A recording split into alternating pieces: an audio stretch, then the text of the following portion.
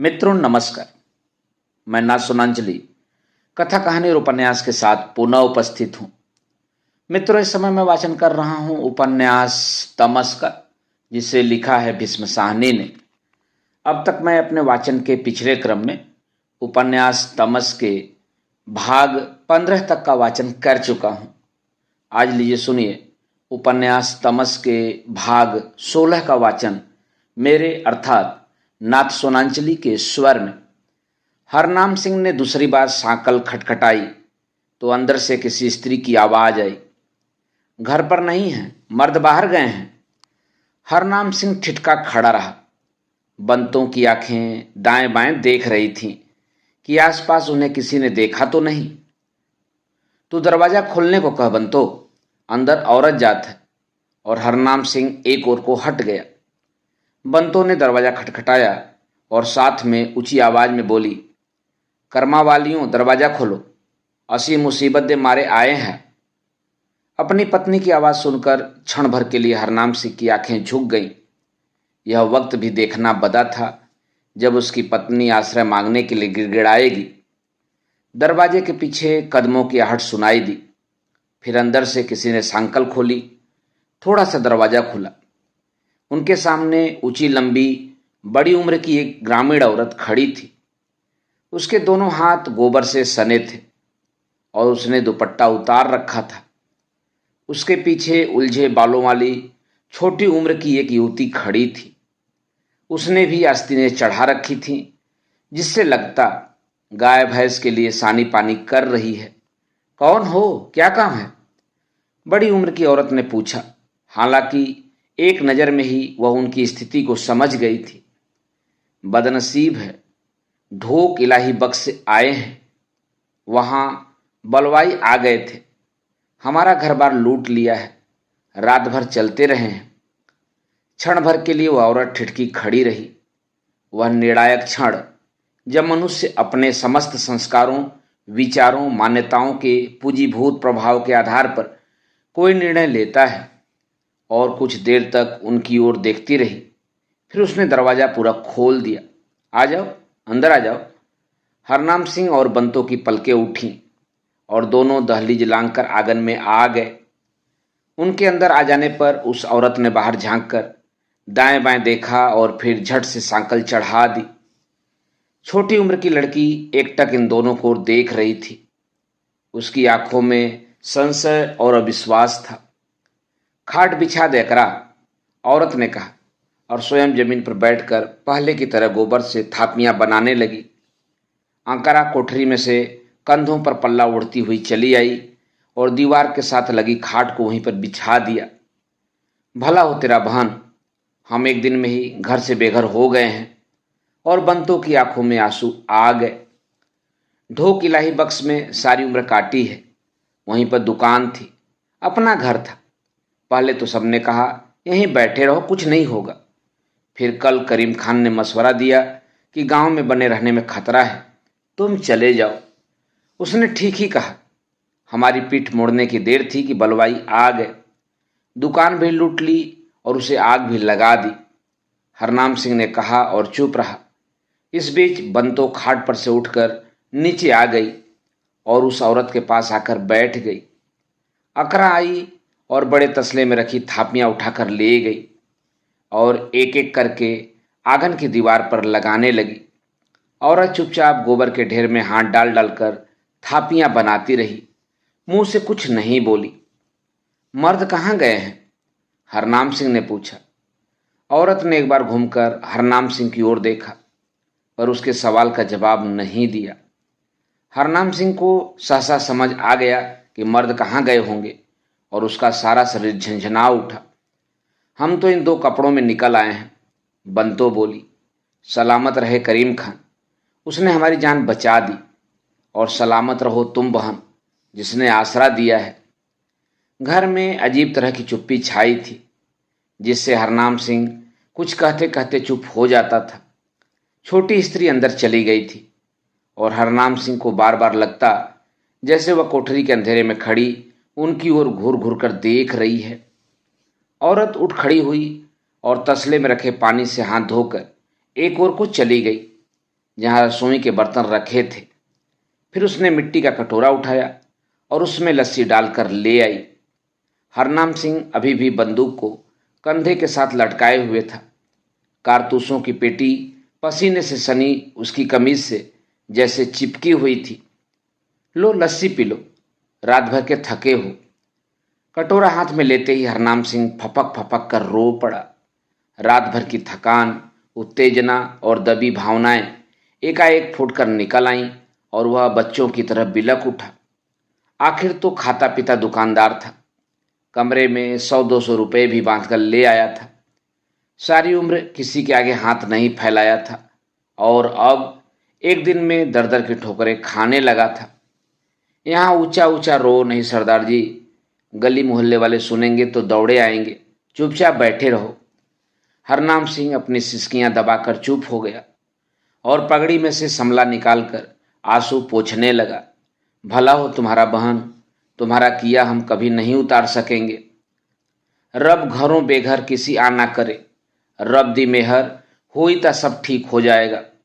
भगवान किसी को घर से बेघर न करे। अल्लाह की कृपा बनी रही तो सब ठीक हो जाएगा। औरत अभी भी लस्सी का कटोरा हाथ में पकड़े बंतों के सामने खड़ी थी। लस्सी के कटोरे की ओर देखकर बंतो असमंजस में पड़ गई।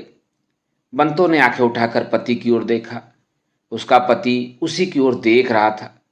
मुसलमान के हाथ से कटोरा कैसे ले ले। उधर रात भर की थकान हलक सूख रहा था।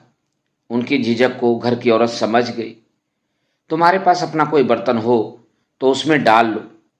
इधर गांव में एक पंडित की दुकान है, अगर वह घर पर हुआ तो मैं उसे तुम्हारे लिए 2 बर्तन ले आऊंगी। पर क्या मालूम वह मिलता है या नहीं। हमारे हाथ का नहीं लो, पर दिन भर भूखे कहाँ पड़े रहोगे। इस पर हरनाम सिंह ने हाथ बढ़ाकर कटोरा ले लिया। तेरे हाथ का दिया अमृत बराबर है बहन, हम तुम्हारा किया कभी नहीं उतार सकते। धूप निकल आई थी और आसपास के घरों से आवाजें आने लगी थीं। हरनाम सिंह ने आधी लस्सी पीकर कटोरा बंतों के आगे बढ़ा दिया। सुनो जी सरदार जी, मैं तुमसे कुछ छुपाऊंगी नहीं, घर की मालकिन बोली। मेरा घरवाला और बेटा दोनों गांव वालों के साथ बाहर गए हुए हैं। वे अभी लौटते होंगे। मेरा घरवाला तो अल्लाह से डरने वाला आदमी है, तुम्हें कुछ नहीं कहेगा। पर मेरा बेटा लिगी और उसके साथ और लोग भी हैं। तुमसे वे कैसा सलूक करेंगे मैं नहीं जानती। तुम अपना नफा नुकसान सोच लो। हरनाम सिंह का दिल धक से रह गया। अभी अभी तो यह औरत अलग से बर्तन देने की बात तक कह रही थी और अब कुछ और ही सुनाने लगी है। उसने हाथ बांध दिए। इस वक्त दिन दहाड़े हम कहाँ जाएं? मैं क्या जानूं, और दिन होता तो कोई बात नहीं थी, पर अब कोई किसी की नहीं सुनता। मैंने तुम्हें बता दिया है कि मर्द बाहर गए हैं और अब लौटने वाले होंगे। वे तुम्हारे साथ कैसा सलूक करेंगे मैं नहीं जानती। अगर कोई चंगी मंदी हो गई तो मुझे नहीं कहना। हरनाम सिंह देर तक गहरे सोच में डूबा बैठा रहा। फिर शिथिल सी आवाज में बोला, सत बचन, जो वाहेगुरु को मंजूर होगा वही होगा। तेरे दिल में रहम जगा, तूने दरवाजा खोल दिया। अब तू कहेगी बाहर चले जाओ तो हम बाहर चले जाएंगे। चल बंतु उठ।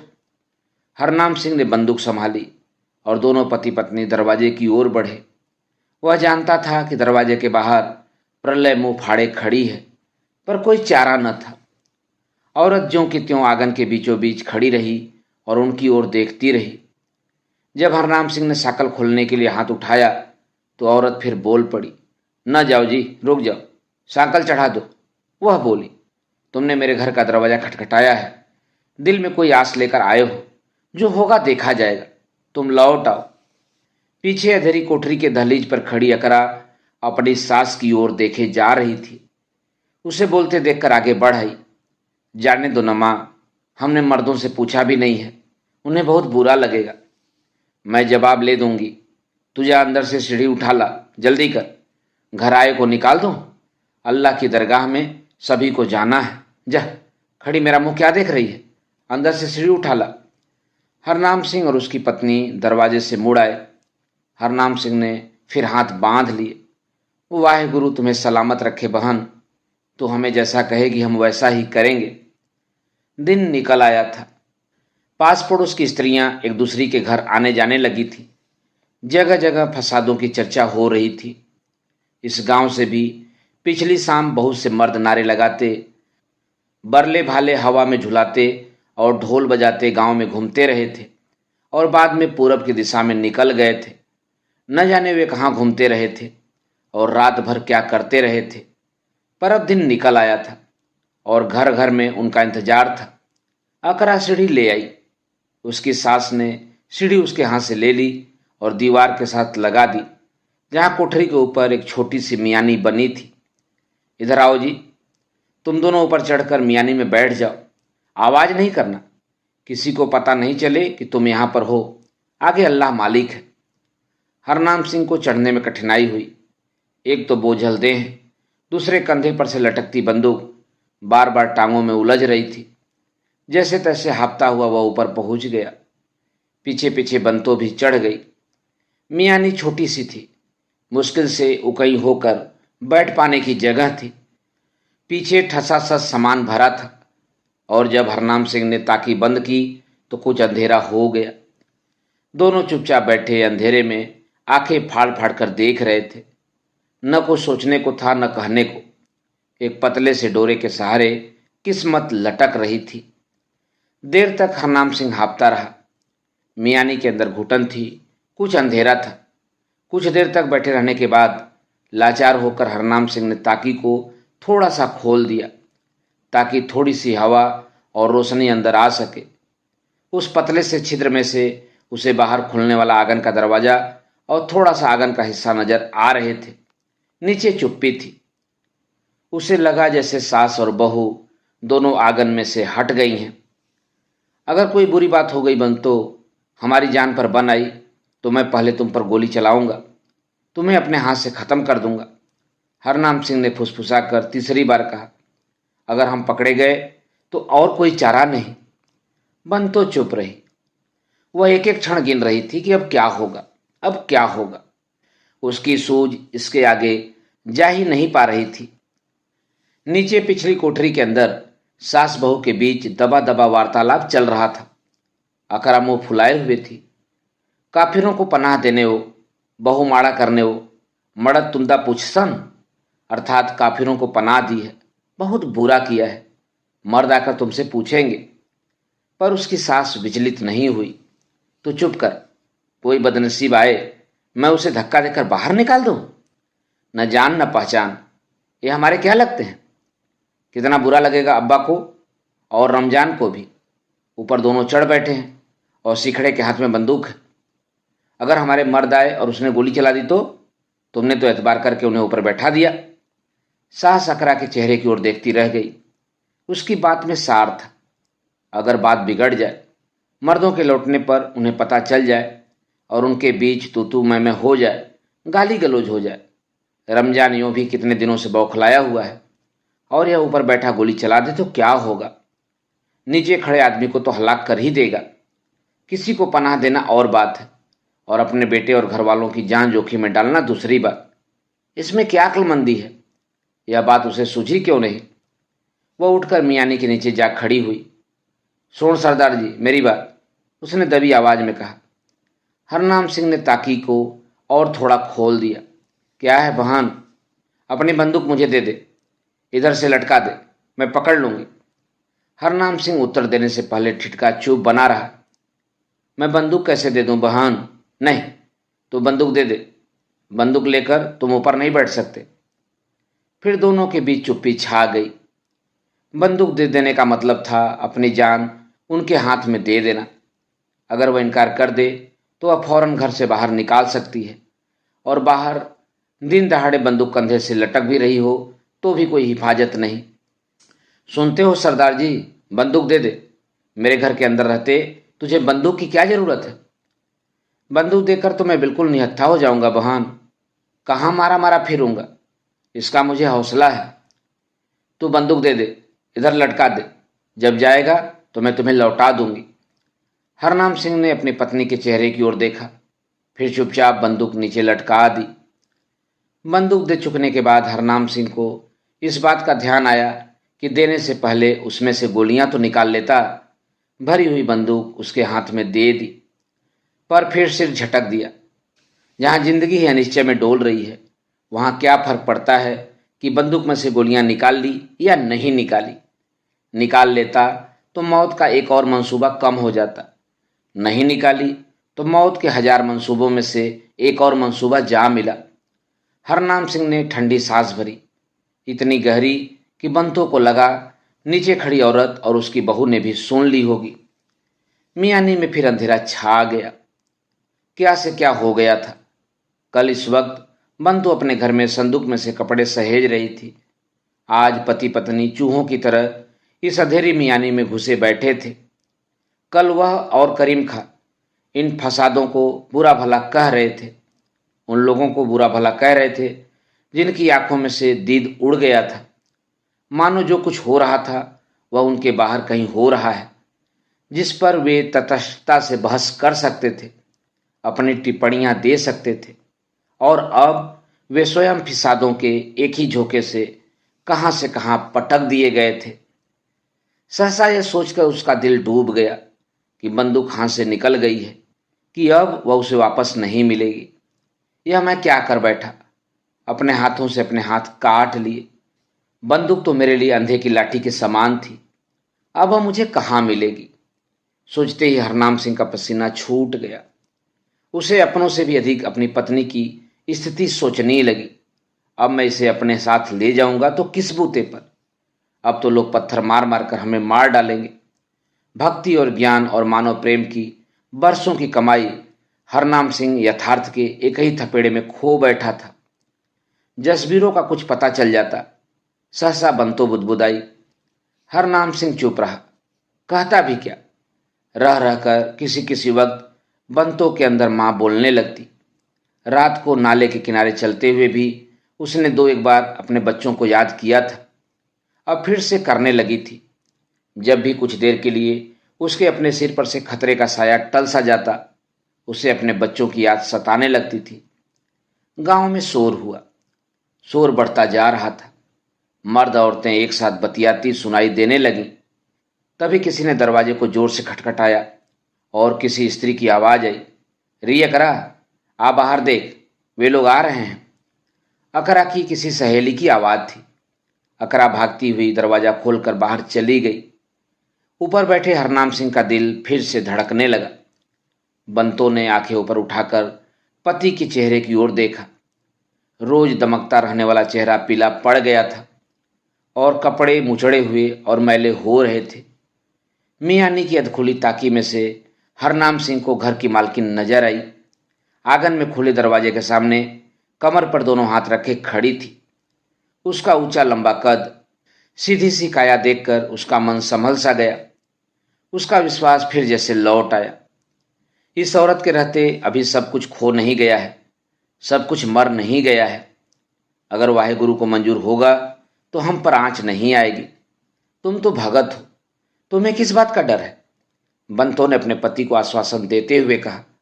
हरनाम सिंह चुप बना रहा। बाहर आवाजें बढ़ने लगी। हंसी ठट्ठे की आवाजें थी, बढ़ते कदमों का शोर था। आंगन का दरवाजा खुला पड़ा था। तभी अकरा के बोलने और ऊंचा ऊंचा हंसने की आवाज आई। हरनाम सिंह समझ गया कि घर के मर्द रात भर की कारगुजारियों के बाद लौट आए हैं।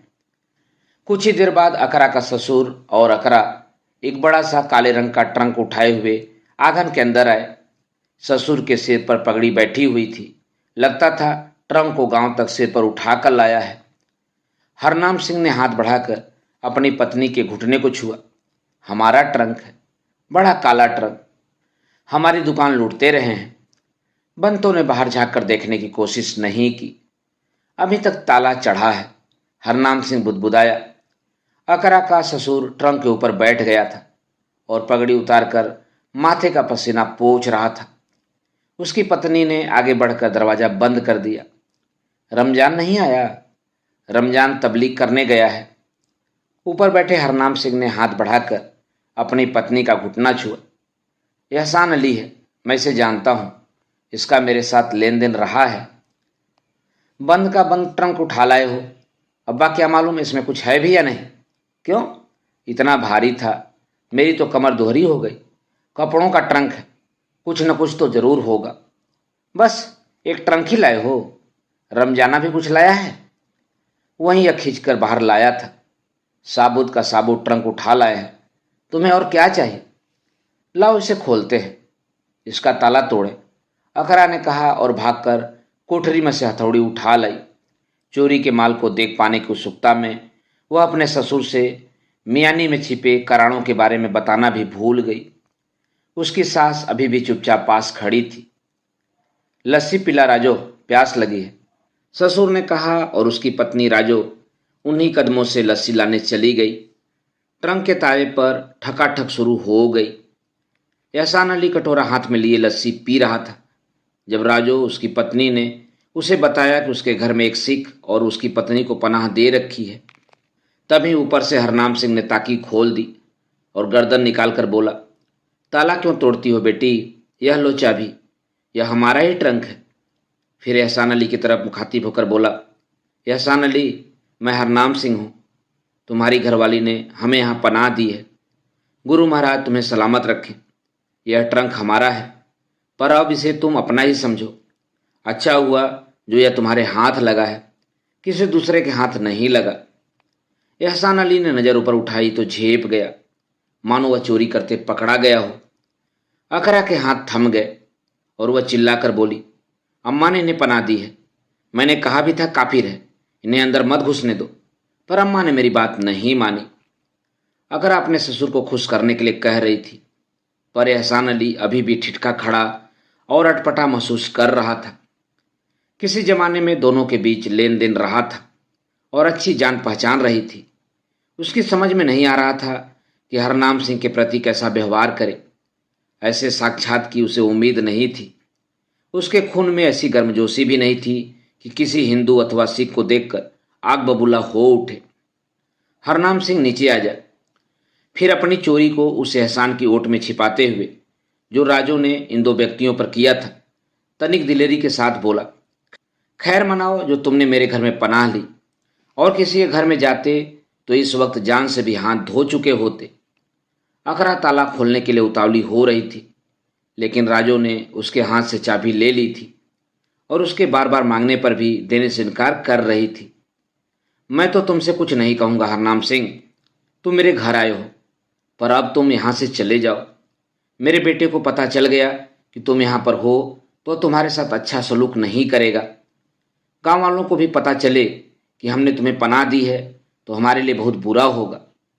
हमें सब मंजूर है एहसान अली, हमारा क्या कोई बस चल सकता है, पर इस वक्त दिन दहाड़े हम बाहर जाएंगे तो हमें कौन छोड़ेगा। एहसान अली चुप हो गया और अपनी पत्नी के चेहरे की ओर देखने लगा, मानो कह रहा हो, यह कौन सा बखेड़ा तुमने खड़ा कर दिया है? कल रात भी लोग तुम्हें ढूंढ रहे थे।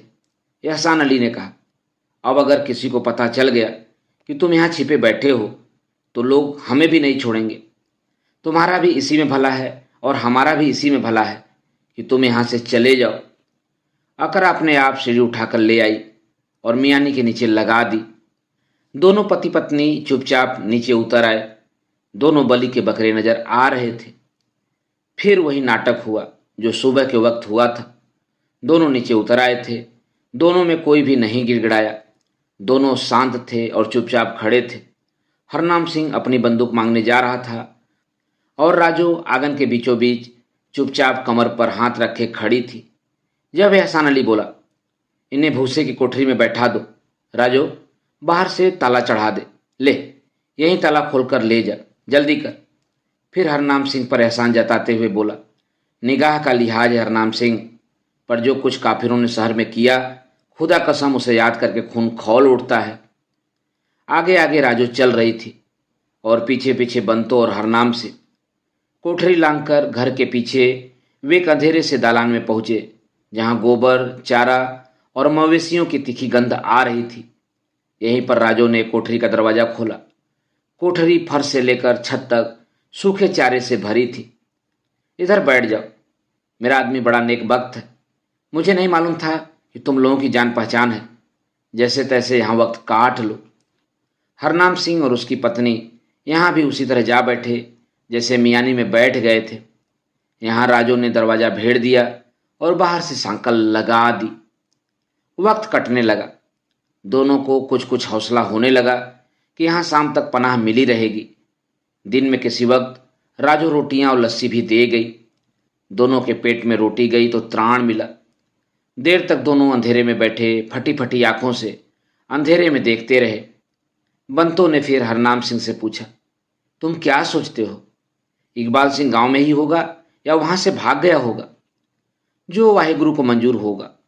कोई नेक वक्त उसे भी मिल जाए तो उसकी जान बच जाए।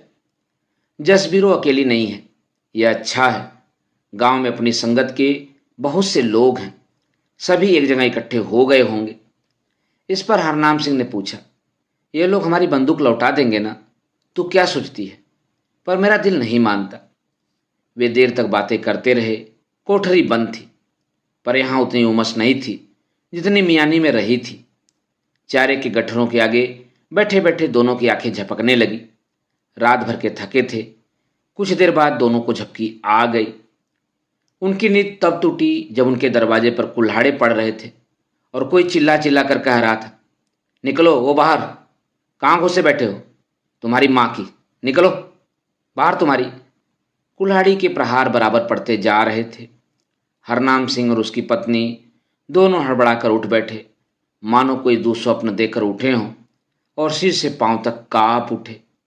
निकाल चाबी, काफिरों को पना दी है तुम्हारी, काफिरों की मैं। और फिर एक और प्रहार दरवाजे पर पड़ा। आहिस्ता बोल रमजाना, किसी औरत की आवाज़ थी। शायद अकरा अपने पति को धीमी बोलने को कह रही थी। दरवाजे पर फिर से कुल्हाड़ी पड़ने लगी। दरवाजा ऊपर से चीर गया था, जिससे रोशनी की एक और दरार नजर आने लगी। फिर किसी दूसरी औरत की आवाज़ सुनाई दी। क्यों भौंक रहा है? तो क्या हुआ है? राजू की आवाज़ थी। किधर है यह चूड़ा? तेरी मैंने जीभ न खींच ली तो कहना, हरामजादी। तुझे मना किया था इसे नहीं बताना, क्यों बताया है? तेरे पेट में बात नहीं पचती? तू क्या चाहता है रमजाना? घर में खून करेगा? घर में पनाह लेने वाले को मारेगा? यह आदमी हमारी जान पहचान का है, हम इसके देनदार रहे हैं। बहुत बकबक नहीं कर मां। शहर में इन काफिरों ने 200 मुसलमान हलाल कर डाले हैं। इस पर कुल्हाड़ी का एक और प्रहार हुआ। निकलो, वो बाहर काफिरों, तुम्हारी। 2 प्रहारों में ही कुंडा टूट गया और दरवाजा भरभरा कर खोल गया।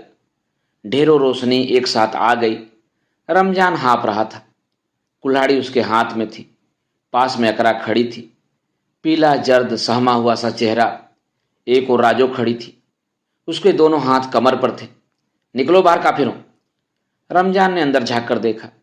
हरनाम सिंह और उसकी पत्नी अंधेरे में एक दूसरे के साथ सट कर बैठे दरवाजे की ओर चुधियाती आंखों से देखे जा रहे थे। दरवाजा खुलने पर हरनाम सिंह उठ खड़ा हुआ और चुपचाप बाहर आ गया।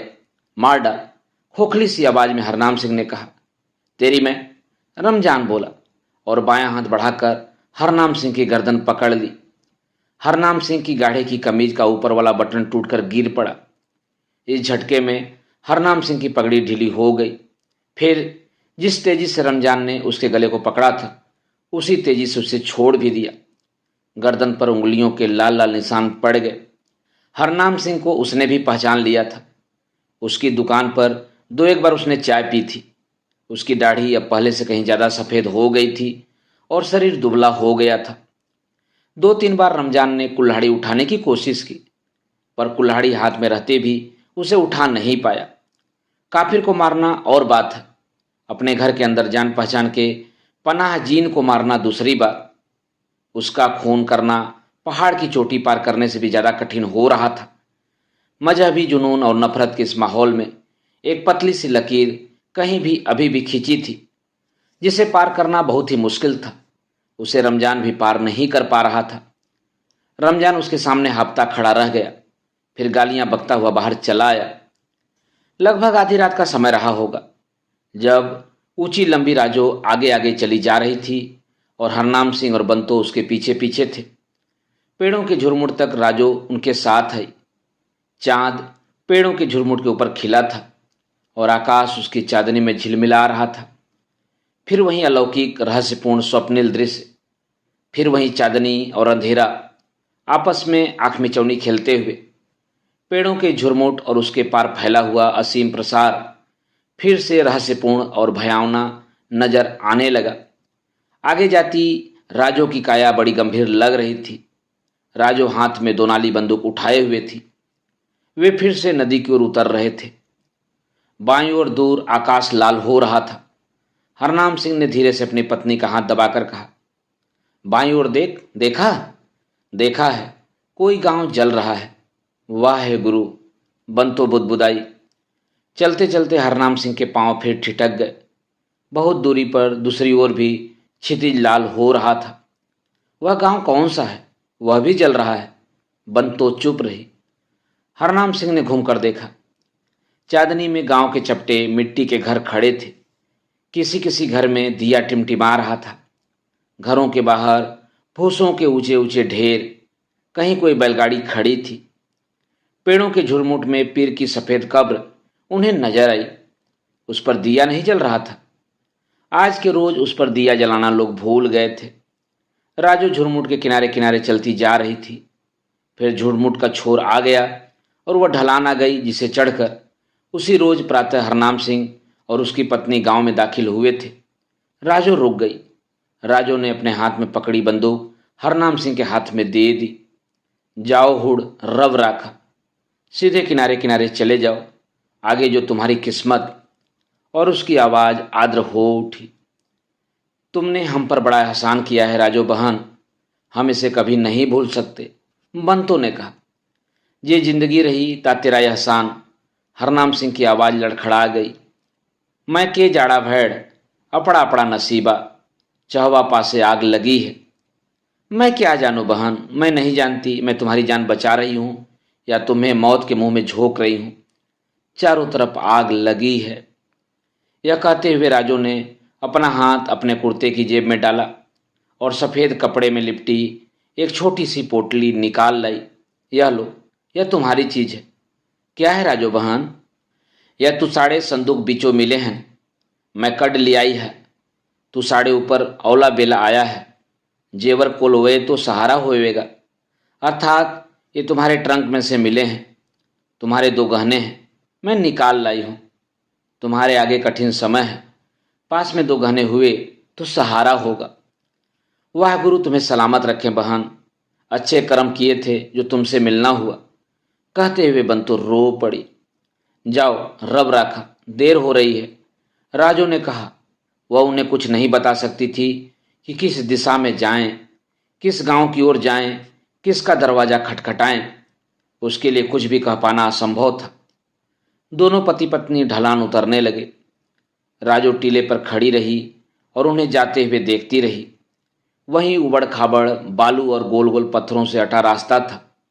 ऊपर चांद चमक रहा था, जिससे सारा मैदान काले और सफेद चित्रों में बटा पड़ा था। कहीं अंधकार का पुंज था तो कहीं पारे सी चमकती चांदनी थी। थोड़ी दूर तक जाने के बाद उन्होंने घूमकर देखा। राजू अभी भी टीले पर खड़ी थी और अज्ञात की ओर बढ़ते उनके कदमों को जैसे देख रही थी। फिर उनके देखते ही देखते वह लौट पड़ी और गांव की ओर जाने लगी। उसके चले जाने से चारों ओर फैली वीरानी इन दोनों के लिए और भी अधिक भयावह हो उठी। मित्रों, अभी आप सुन रहे थे उपन्यास तमस के भाग 16 का वाचन मेरे अर्थात ना सुनांचली के स्वर में। मित्रों, उपन्यास तमस के आगे के भागों का वाचन आप मेरे वाचन के अगले क्रम में सुन सकते हैं। तो जुड़े रहिए कथा कहानी और उपन्यास के साथ। धन्यवाद। नमस्कार।